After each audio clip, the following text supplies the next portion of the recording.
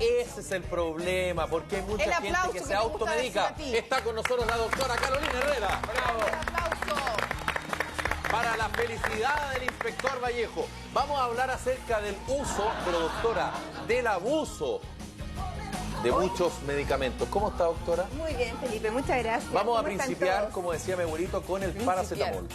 Bueno, el paracetamol, la verdad es que hoy vamos a centrarnos en los efectos secundarios adversos. Y principal y primero, vamos a decir por qué alguien podría llegar a tener efectos secundarios del paracetamol. Porque cuando uno toma, ocasionalmente como el inspector que anda trayendo 2 pastillitas ahí en el pastillero. Sí, la azul la tiene en el bolsillo derecho. No, tiene ahí su paracetamol. Sí. Eso no reviste ningún riesgo, porque el paracetamol tiene una dosis tóxica bastante acotada, que son 7 a 10 gramos tomados en un mismo día. Eso es una dosis tóxica, pero en general si uno toma una sola dosis no pasa nada. Pero ¿qué es lo que pasa generalmente? El paracetamol muchas veces viene en combinación con otro medicamento, con codeína, con tramal, con otras cosas, y las personas no se dan cuenta que contiene paracetamol y empiezan a tomar. ¿Qué es paracetamol? Qué buena pregunta, Pamela. Exactamente lo que Para el dolor de cabeza. Analgésico y antipirético, que significa que quita el dolor y la fiebre. No es un antiinflamatorio. Esto es bien importante porque la gente tiende a confundirlo. Ahora, hay gente que lo toma para el resfrío, como nuestro editor Mauricio Cárnica, por ejemplo. Por supuesto, si no hay problema, para eso sirve. En general, todos estos medicamentos que tenemos acá fueron hechos para los efectos, para contrarrestar los efectos de cada una de sus indicaciones, y son muy buenos. Perfecto. Pero lo que hay que hacer énfasis, y lo vamos a hacer muy acotadamente y muy en forma precisa, es los efectos secundarios por abuso, por desconocimiento o por intento suicida. Eso es muy importante, doctora, porque, por ejemplo, dolor de cabeza, tenemos paracetamol, pero el dolor de cabeza no se quita, pero ni cerca de eso. ¿Qué es lo que hace mucha gente? Otro paracetamol. Exacto. Sigue y otro más. Por lo tanto, ahí estaría el riesgo. ¿Qué pasa cuando uno toma un paracetamol por un dolor de cabeza incipiente y ese dolor no se quita? ¿Cuál es la recomendación básica frente a eso? Primero, si no se quita con paracetamol o con medidas habituales, consultar, porque eso puede ser la evidencia de algo más grave. Perfecto. Uno puede incluso tener gente joven que por ese tipo de conductas de haber tomado paracetamol u otro analgésico sin consulta, de repente tiene un tumor cerebral y no se ha dado cuenta. Claro. Y ya es muy tarde. O tiene una meningitis, o tiene cualquier otra patología. Entonces, el clonazepam.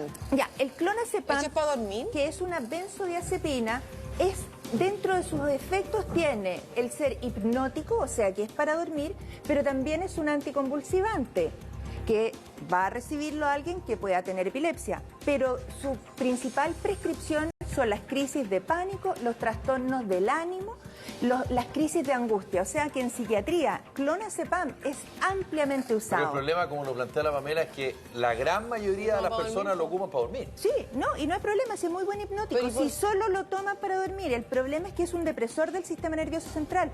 Por lo tanto, si uno lo toma con alcohol, por ejemplo, ambos efectos son potenciadores el uno del otro. ¿Qué si lo toman con alcohol? Te vas a dormir, vas a perder los reflejos, vas a perder la capacidad de manejar en forma razonable. Es como que estuvieras, a ver, aparte obviamente de tomar uno estaba borracha un poco, pero a mí me ha pasado que yo no tomaba eso, pero yo sabía de chiquillas que quieren experimentar algunas lesiones y se toman pastillas con trago, y a veces hemos visto resultados de varias famosillas haciendo como cosas que no adecuadas. No solo las famosillas.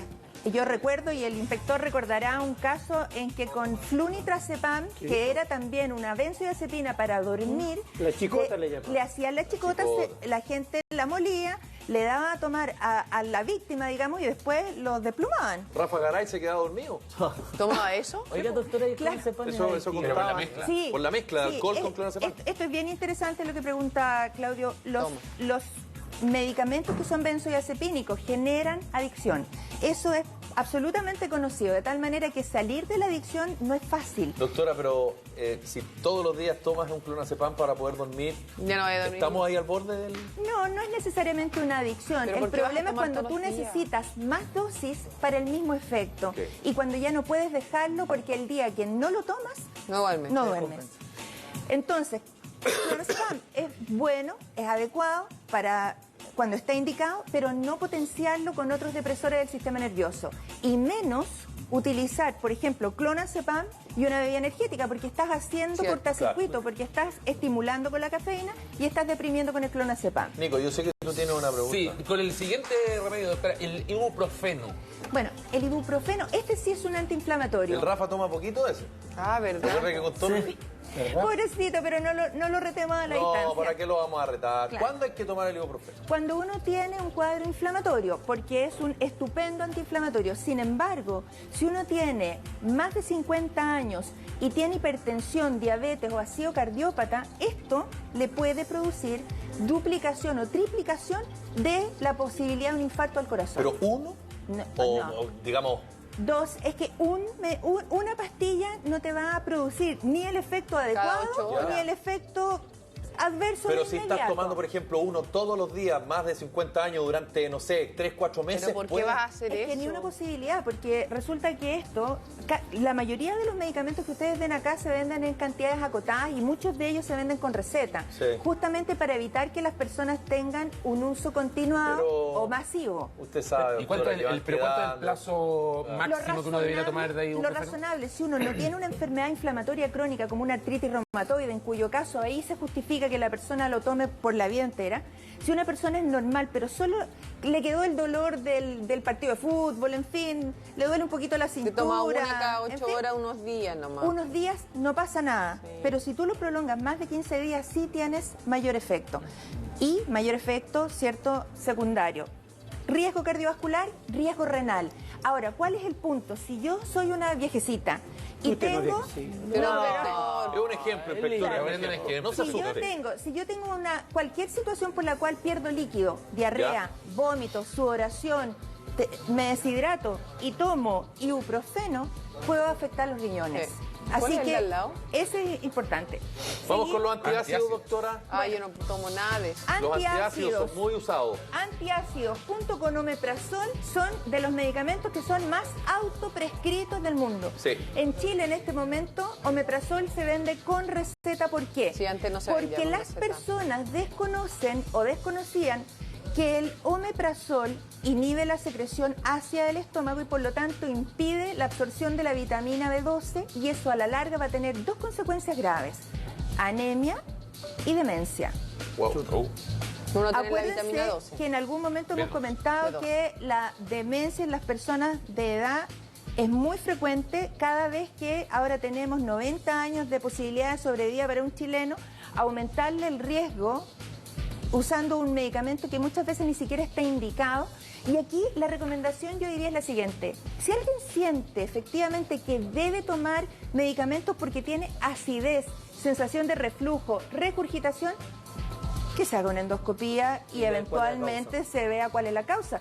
Ahora la cirugía del reflujo es algo, pero cotidiano, seguro. Doctora, ¿y significa entonces que la recomendación para tomar ese tipo de medicamentos solo es, por ejemplo, cuando te lo entregan combinado con un antibiótico justamente para evitar algún problema? ¿Solo ahí, cuando el doctor te lo receta para esa situación? ¿Solo para eso? O sea, estamos hablando de los antiácidos y el omeprazol cuando tienes enfermedad ulcerapéptica, esofagitis por reflujo, lo que llamábamos anteriormente hernia hiato, ¿cierto? Sí, claro. Entonces, ¿qué es lo que pasa? Nosotros aquí, en el tracto digestivo, en el estómago, tenemos que tener un pH ácido.